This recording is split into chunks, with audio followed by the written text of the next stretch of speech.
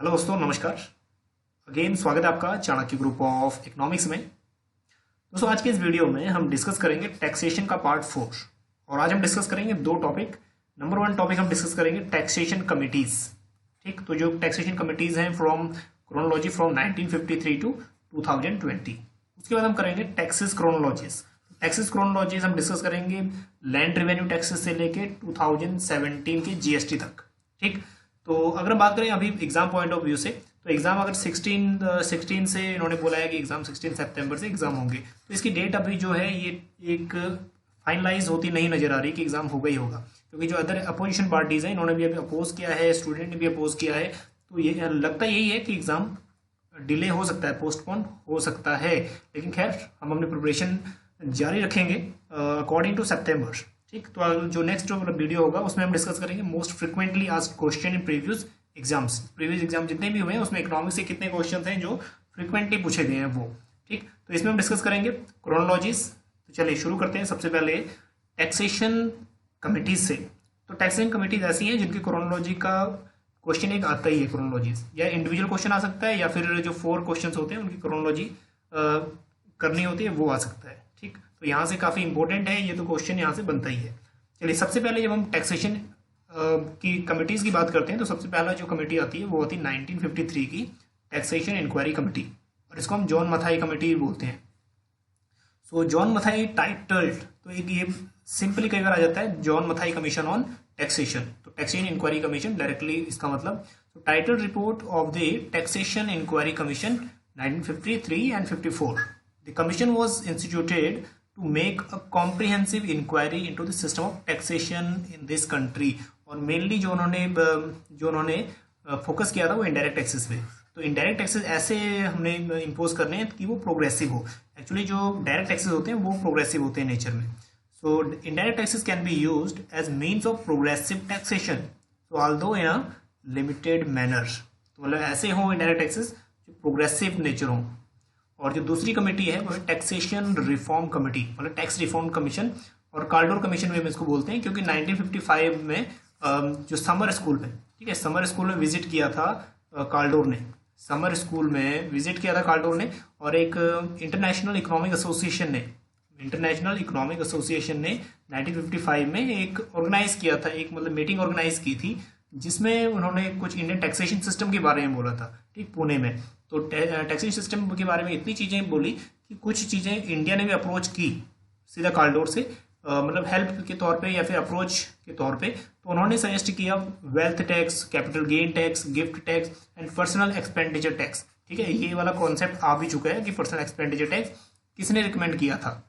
सो 1956 में फिर कार्डोर का जो थोड़ा सा लगाव था वो इंडिया से भी था। तो 1955 की जो मीटिंग थी, जो ऑर्गेनाइज किया था आईईए ने, उसके बाद ही थोड़ा सा इंडिया के साथ भी टच था कार्डोर का। So he favour the wealth, capital gain, gift tax and personal expenditure tax. जो पर्सनल एक्सपेंडिचर टैक्स था वो 1962 में अबॉलिश हो गया था। ओके, थर्ड कमेटी है direct tax administration inquiry committee, submitted its report 1958। तो कई बार क्वेश्चन आ जाता है कि जैसे एक बार आया था आरबीआई ने अपनी जो रिपोर्ट थी वो कब सबमिट की थी, तो यहाँ पे क्वेश्चन पूछ सकता है direct tax administration inquiry committee ने सबमिट कब की थी रिपोर्ट, 1958 में। उसके बाद बुथालिंगम्स कमेटी, तो Bhoothalingam committee 1968। So that mean tax committee for rationalisation and simplification of direct taxation. तो एक बात ये ध्यान में रखना है कि इनडायरेक्ट टैक्सेस पे काम किया या डायरेक्ट टैक्सेस पे काम किया। Okay, fifth one is direct tax inquiry committee. ये बहुत इंपॉर्टेंट है और मोस्ट फ्रिक्वेंटली आस्क्ड है। अगर हम बात करें तो ये इसके बारे में तो आप ऑलरेडी अवेयर होंगे। एक वांचू कमेटी और एक झां कमेटी, ये दो ऐसी कमेटीज हैं जो बार बार रिपीटेड होती हैं। तो रिमाइंड रखने के लिए सिर्फ ये रखना, सबसे पहले होता है डायरेक्ट, फिर होता है इनडायरेक्ट। ठीक, पहले होता है एक्टिव, फिर होता है पैसिव। तो डायरेक्ट पहले आया 1970 और 71 में, और इनडायरेक्ट बाद में आया। ठीक, इसमें थोड़ा सा कंफ्यूजन होती है डायरेक्ट और इनडायरेक्ट में।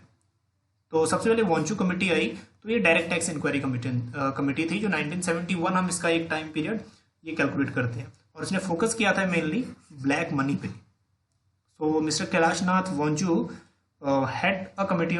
headed a committee constituted by the central government in 1971, which estimated the income for which tax was evaded in the period. तो जो टैक्स इवेजन हो रहा था, टैक्स चोरी हो रही थी, टाइम पीरियड 1961-62 टू 1968-69, इस टाइम के पीरियड का जो टैक्स इवेजन हो रहा था उसको इन्होंने कैलकुलेट किया था या फिर उसको टैली किया था। So the committee adopted Kaldor's approach, Kaldor के अप्रोच को इन्होंने एक्सेप्ट किया after the some modifications and estimated black money of, और जो एस्टिमेटेड ब्लैक मनी एस्टिमेटेड की वो की Rs 700 crore and 1000 crore for the year 1961, 62 and 65, 66। So total कहने का मतलब ये है कि ये ब्लैक मनी के ऊपर थी। और उसके बाद आई KN राज कमेटी, ये भी काफ़ी बार पूछी जा चुकी है, KN राज कमेटी। तो ये tax on agriculture wealth and income 1972। So to examine the question of taxation of agriculture wealth and income from all aspect, so the Raj committee submitted its report on मतलब इन अक्टूबर 1972। तो dates काफ़ी important है। तो mainly जो हम income earn कर रहे थे, इनकम फ्रॉम लाइवली स्टॉक्स, मतलब एग्रीकल्चर अलाइड से जितनी भी एक्टिविटीज़ थी उन पे टैक्स इम्पोज करने की रिकमेंडेशन दी थी KN राज ने। लाइव स्टॉक्स, पोल्ट्री फार्म्स हो गए या फिर डेयरी फार्मिंग होगी, उन पे टैक्सेस इम्पोज होने चाहिए अकॉर्डिंग टू KN राज। सो एक चीज़ ज़्यादा इम्पोर्टेंट ये है कि imposition of agricultural holding tax. तो एग्रीकल्चरल होल्डिंग टैक्स अगर हम बात करें स्टार्टिंग कब हुआ 1972, तो इसी इन्होंने रिकमेंडेशन किया था imposition of agriculture holding tax on agriculturist. Okay, उसके बाद ये दो मोस्ट इंपॉर्टेंट है, Wanchoo committee and Jha committee, दो काफ़ी इंपॉर्टेंट है। So indirect tax inquiry committee, तो LK झा कमेटी 1977। सो इन्होंने फोकस किया union excise duties. So the committee recommended that tax credit version of man VAT should be adopted, मतलब manufacturing जो वेट था, मैन्युफैक्चरिंग वैल्यू एडेड टैक्स, वो impose होना चाहिए according to LK Jha committee, क्योंकि इनडायरेक्ट टैक्सेस था। तो जो वेट है, मैन वेट, सैन वेट, ये सब इनडायरेक्ट टैक्सेस है। So this program would amount to a modified system of VAT. तो एक मॉडिफिकेशन मतलब जो वैट सिस्टम है उसमें थोड़ा मॉडिफिकेशन आया और उसी को हम बोलते हैं mod VAT, modified value added tax. For this short, so the government introduce a modified system of value added tax, और मॉड वेट इसको हम बोलते हैं mod VAT. So in the budget of 1986-87, बहुत बार काफ़ी बार ये पूछता भी है कि मॉड वेट स्कीम जो थी या मॉड वेट जो है, मॉड वेट कब लॉन्च हुआ था, तो budget 1986-87। So this schemes became operational with effect from March 1986। तो उसके बाद चौकसी कमेटी, चौकसी कमेटी की जो मेन डेट है वो है 1977 टू 1978। तो जब मोरारजी देसाई की गवर्नमेंट आई थी और 2 ईयर के बाद कोलैप्स कर गई थी, तो 1978 और 1980 के जो टाइम पीरियड है उसको हम बोलते हैं rolling plan. So this committee consolidated 4 taxes, तो 4 टैक्सेस को कंसोलिडेट कर दिया, मतलब ज्वाइंट कर दिया, income tax, wealth tax, gift tax and sir tax. उसके बाद जो 9th है चिल्हा कमेटी, तो RJ चिल्हा कमेटी जो थी वो 1991, और ये भी इंपॉर्टेंट है, तो थोड़ा सा इसको डिटेल में करेंगे क्योंकि इंपॉर्टेंट है, क्योंकि कई बार इंडिविजुअल क्वेश्चन पूछता है यहाँ से। So the government appointed a tax reform committee under the professor Raja Chelliah to lay out the agenda for reforming India's tax system. So this tax review committee came up with 3 reports, तो 3 report इन्होंने submit की 1991 में, 2 में और 3 में, with several measures which can be summarised. तो कुछ point ऐसे हैं जैसे reforming the personal taxation system by reducing the marginal tax rate, तो कुछ पर्सनल टैक्स रेट्स में भी कुछ रिड्यूस करके ताकि जो मार्जिनल बर्डन है वो थोड़ा सा कम हो सके। So reduction in the corporate tax rates, corporate tax rate में भी रिडक्शन, और थोड़ा सा इनकम टैक्स में भी रिलैक्सेशन। उसके reduction in the number of customs tariffs rates and its rationalisation. So custom tariffs हैं, इनमें भी थोड़ा रिडक्शन होना, और थोड़ा सा इन्होंने ये किया था जो इम्पोर्ट ड्यूटीज़ होती हैं उन पर भी थोड़ा सा, जो इनपुट्स के इम्पोर्ट ड्यूटी है ओनली इनपुट्स, मतलब जो रॉ मटेरियल है उनके इनपुट ड्यूटी पे भी थोड़ा सा छूट दी थी according to this Chelliah committee.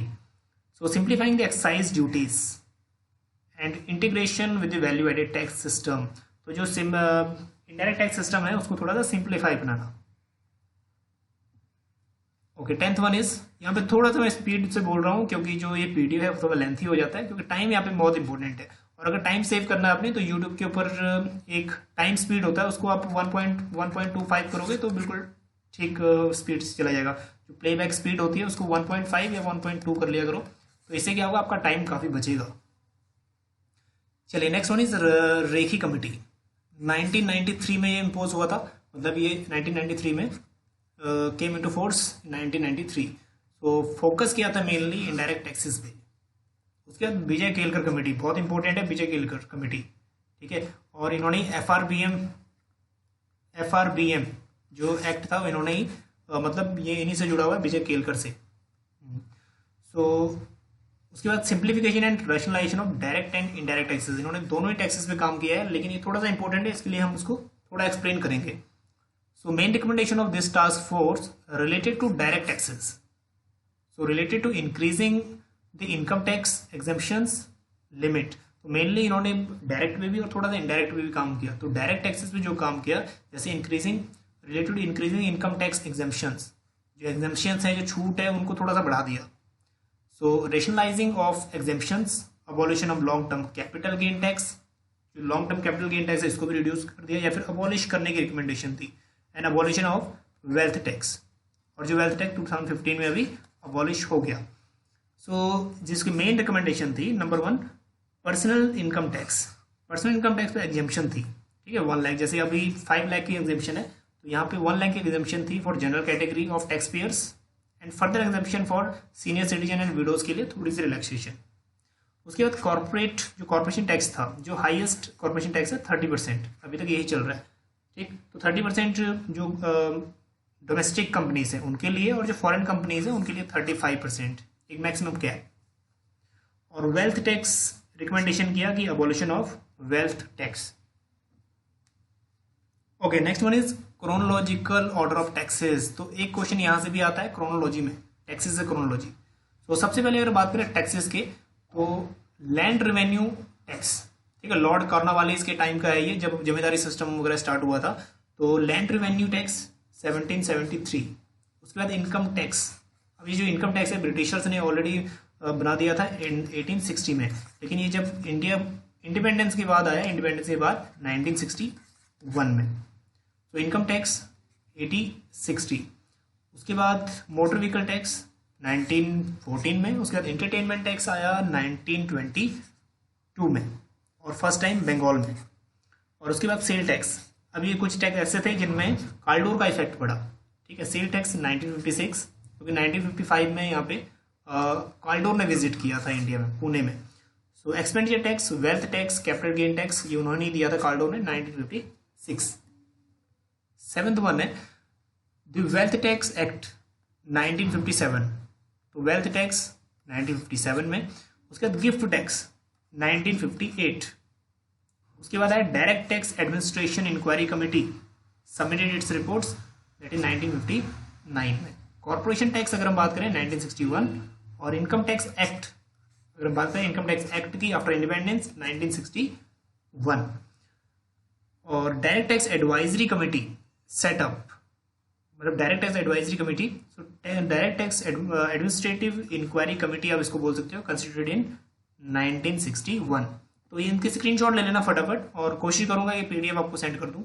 सो 13 है central board of direct taxes, constituted under the central board of revenue act 1963।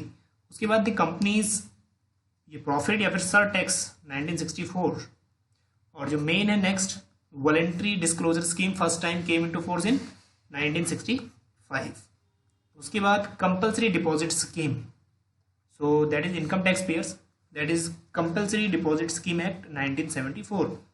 उसके बाद मैन वैट, मैन्युफैक्चरिंग वैट 1977। चौकसी कमेटी की रिपोर्ट, जो उसमें 4 टैक्सेस मर्ज किए हुए थे, 1978। उसके बाद मोड वैट, मॉडिफाइड वैट 1986। उसके बाद बेनामी ट्रांजेक्शंस प्रोहिबिशन एक्ट 1988। उसके बाद एक ये थोड़ा सा इंपॉर्टेंट है, 1991 में इंटरेस्ट टैक्स एक्ट जो था 1974 का, वो थोड़ा रिवाइज्ड हुआ था। और सर्विस टैक्स एक्ट 1994, ये भी थोड़ा इंपॉर्टेंट है। उसके बाद सैनवेट 2001 में, सेंट्रल वैल्यू एडेड टैक्स। उसके बाद वैट 2003 में सबसे पहले इम्पोज हुआ हरियाणा में। और उसके बाद 25th है टोनेज टैक्स और टोनेज टैक्स जो है वो शिपिंग कंपनीज वगैरह पे इंचार्ज होता, मतलब चार्ज या फिर इम्पोज होता था। और बैंकिंग कैश ट्रांजेक्शन टैक्स, ये भी थोड़ा इंपॉर्टेंट है, banking cash transaction act, that is 2005, मतलब 1 जून 2005। उसके बाद फ्रिंज बेनिफिट टैक्स जो एम्प्लॉयज पे इम्पोज होता है 2005, और tribunal tax that is 2005। So to simplifying the 50 years of old income tax act, the direct taxes code bill, ये थोड़ा इंपॉर्टेंट है, the direct taxes code bill 2010 में इंट्रोड्यूस हुआ। So SIT to investigate black money in Swiss bank, तो एक जो SIT गठित की गई थी वो 2014 में। और last one we already know that GST day, मतलब 1 जुलाई 2017, उसको हम GST डे भी ऑब्जर्व करते हैं। तो खैर ये थे क्रोनोलॉजी जो हमने ट्राई किया कि ज़्यादा से ज़्यादा कॉन्सेप्ट क्लियर हो कम से कम टाइम में। ठीक, तो क्रोनोलॉजी को अगर आप स्क्रीनशॉट भी ले लें तो ये भी आपके नोट्स बना लेना प्रॉपर, या फिर काम आएंगे लॉन्ग लाइफ तक, बाद में भी काम आएंगे। चलिए अब नेक्स्ट वीडियो में कोशिश करेंगे एक ऐसा वीडियो बनाया जाए जो most frequently asked question in previous year exams हैं उनको हम डिस्कस करेंगे, प्रीवियस ईयर क्वेश्चन को। चलिए मिलते हैं आपको नेक्स्ट वीडियो में, बने रहिए चाणक्य ग्रुप ऑफ इकोनॉमिक्स के साथ। Thank you.